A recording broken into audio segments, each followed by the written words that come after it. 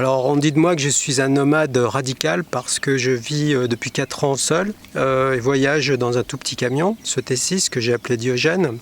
Et régulièrement on me pose la question du set matériel que j'embarque. Bon, c'est une question que je comprends très bien. Je vais y répondre, mais je précise avant tout que bon, premièrement je ne pousse pas la consommation et deuxièmement bon, ce sont des choix personnels liés à mes priorités, à mon mode de vie. Et donc je vous laisse vraiment faire le choix vous-même de ce que sont vos préférences. Et bon, parmi tout ce que je vais vous présenter, ce qui correspond à vos priorités et ce qui ne correspond pas. Je reviens de Guinée-Bissau et ce voyage m'a confronté à des conditions très variées, parfois difficiles. Alors est-ce que j'étais bien préparé, bien équipé? C'est ce qu'on va voir. Concernant la configuration exacte de mon van Diogène, je vous renvoie à cette vidéo que j'avais faite il y a 2 ans. Et puis sur ma forme de nomadisme, là je vous renvoie sur une vidéo d'il y a 1 an. Donc si ça vous intéresse, vous pourrez la regarder tranquillement.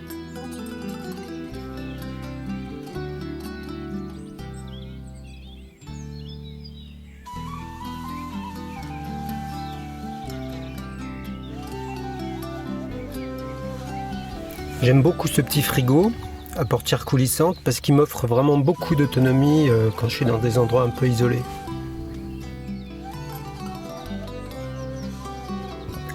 Le pare-ventre, c'est pas complètement indispensable, mais quand on fait la cuisine pratiquement tous les jours dehors, ça peut s'avérer quand même très utile. Je tiens beaucoup à ce réchaud multifuel parce qu'il fonctionne avec la même essence que mon camion et donc j'ai aucun problème de recharge. J'utilise ce mini réchaud à bois autant que possible, ça me permet d'économiser de l'essence et puis ça chauffe vraiment tout, c'est extrêmement pratique.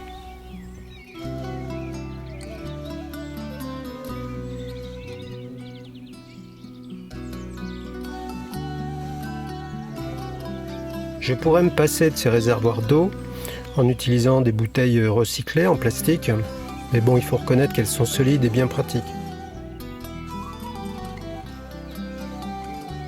Ce filtre purifie n'importe quelle eau, évidemment sauf s'il y a des produits chimiques dedans, donc moi je pourrais plus m'en passer.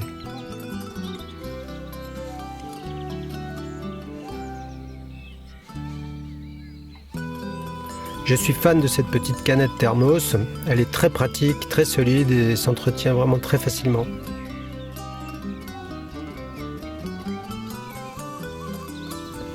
La cafetière italienne est un must, elle fait du très bon café et puis c'est inusable, très pratique à nettoyer.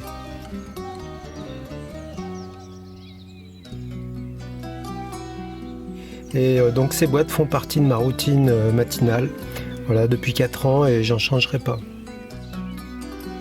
J'ai fait ces rideaux avec du tissu que j'ai acheté au Sénégal pour l'arrière de mon van et ça me permet d'éviter d'avoir trop de moustiques ou trop d'insectes à l'intérieur et puis c'est occultant.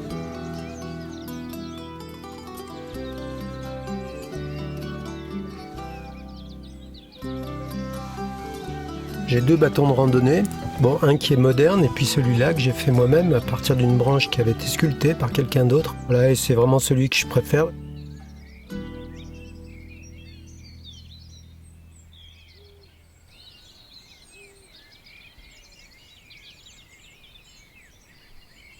J'ai choisi une table avec des pieds réglables. C'est bon, un petit luxe que je me suis offert et qui n'est pas vraiment indispensable.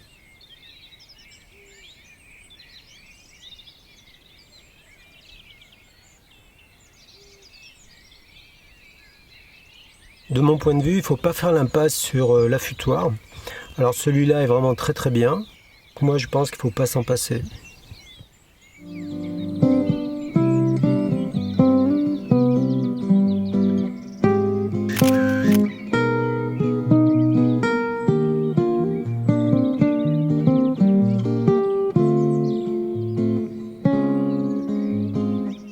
J'ai fini par acheter ce vrai marteau pour voilà, remplacer l'espèce de jouet qu'on nous vend pour planter des piquets. Voilà, c'est indispensable pour moi.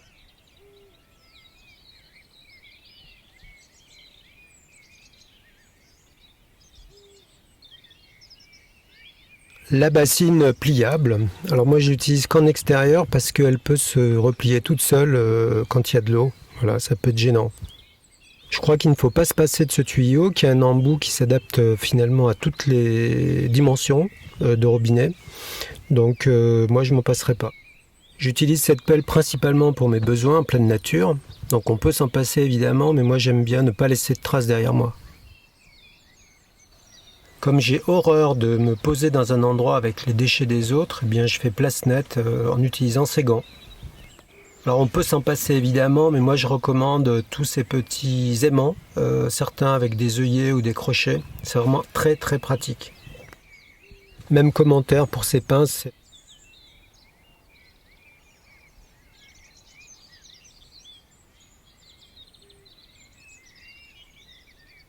Une bonne boîte à outils, c'est vraiment important. Moi, je m'en suis pas mal servi pour moi-même, mais surtout pour les autres d'ailleurs. Je recommande d'avoir un modèle assez complet.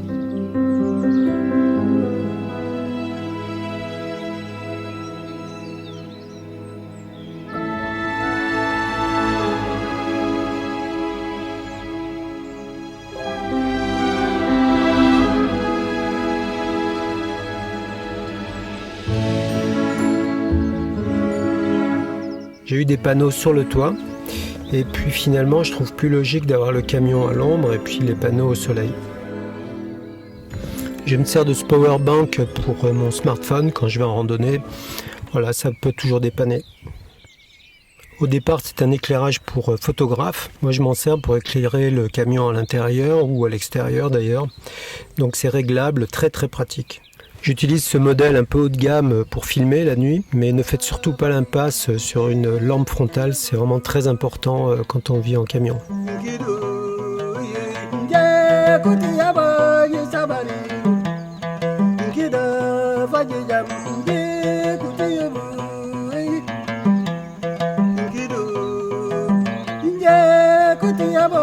Ce boîtier d'autodiagnostic parce que j'ai un véhicule qui est bourré d'électronique et comme je veux voyager partout, en particulier en Afrique, pour moi c'est indispensable. J'ai eu à me servir pendant 3 semaines à chaque démarrage de ce démarreur et donc autant vous dire que je m'en passerai pas maintenant. Quand on fait du tout-terrain, ce qui est mon cas, il faut adapter la pression des pneus et donc un gonfleur, moi j'ai pris un petit gonfleur Michelin mais qui marche très bien, c'est indispensable.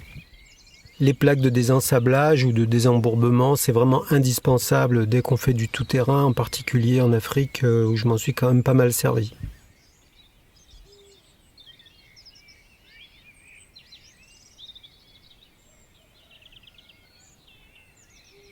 Bon, moi je ne recommande pas de rouler la nuit en Afrique, mais quand ça arrive, et ça m'est arrivé, il faut avoir un très très bon éclairage, c'est absolument indispensable.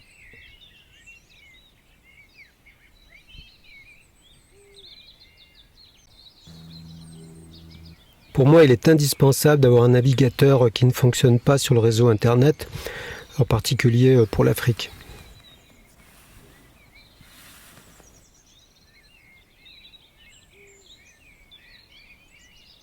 Je me félicite tous les jours d'avoir acheté cette option de toit ouvrant avec mon van. Voilà, je m'en sers tous les jours. Pour moi, c'est indispensable.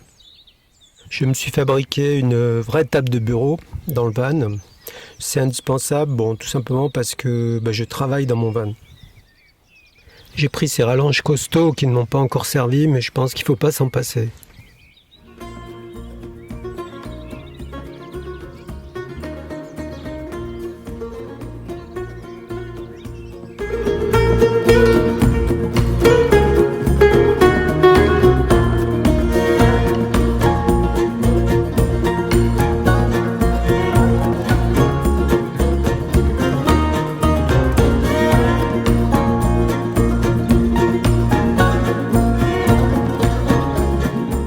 Je me sers de ce petit caillebotis à la fois pour me nettoyer les pieds avant de rentrer dans le camion, mais aussi pour me laver.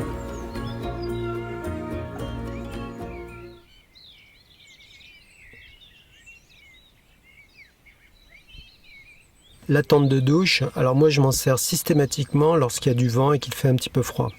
Sinon voilà, ça dépend de l'endroit où je me trouve évidemment. Les sacs de compression, c'est vraiment très bien quand on n'a pas beaucoup de place pour mettre en fait les vêtements qu'on ne porte pas selon les saisons. C'est pas indispensable, mais c'est vraiment pratique. Voilà, alors je vais vous donner 2 dernières astuces. La première, c'est cette petite bouteille en fait, qui complète le filtre Katadyn. Pourquoi? Parce que en fait, c'est un dispositif à ultraviolet. Donc là, il y a une lampe ultraviolet. La bouteille se charge donc sur la batterie. Il y a une petite batterie intégrée.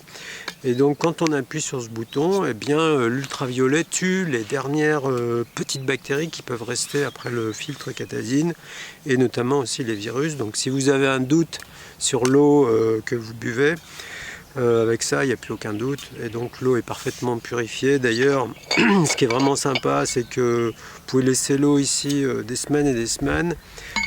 Elle n'aura aucun goût, c'est vraiment parfait quoi, comme système pour vraiment terminer le nettoyage, la purification de l'eau qu'on peut avoir.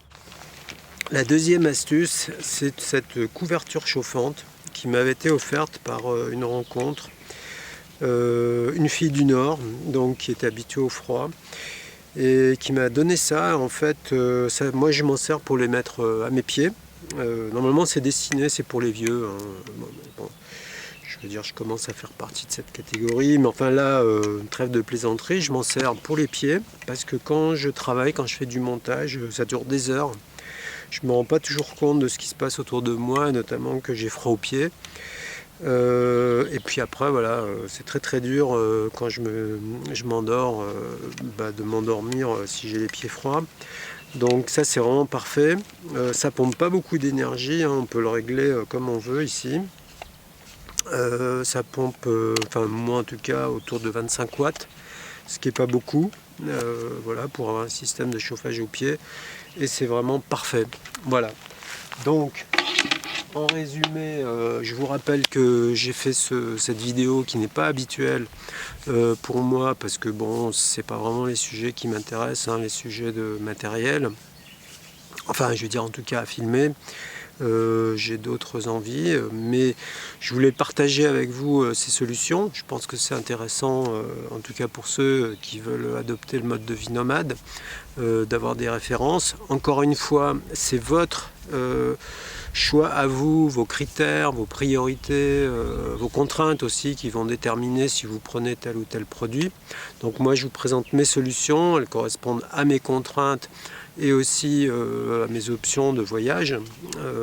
Donc à vous de faire le tri entre ce qui vous correspond et ce qui ne vous correspond pas. Voilà, je suis revenu en France, donc là je suis en pays Qatar, donc chez un ami qui s'appelle William, qui est un vrai, en tout cas dur à cuire parce qu'il vit depuis 20 ans dans une petite vallée, dans une maison qu'il a construite lui-même de ses mains, une maison en terre-paille. Je suis tout à fait admiratif de ce qu'il a réussi à faire dans un endroit vraiment perdu, parce que là, pour arriver ici, il faut prendre une piste sur des kilomètres et des kilomètres. Et lui, il arrive à vivre ici depuis 20 ans, je vous dis, donc c'est assez inspirant. Voilà. Et en tout cas, pour moi, c'est un lieu où je me repose. Bon, là, je me repose de petits coups de froid que j'ai eu pendant le trajet en montant d'Andalousie. Je vous souhaite à tous bon voyage, bon nomadisme, profitez bien de la vie, de la nature, et je vous dis à très bientôt. Ciao, ciao.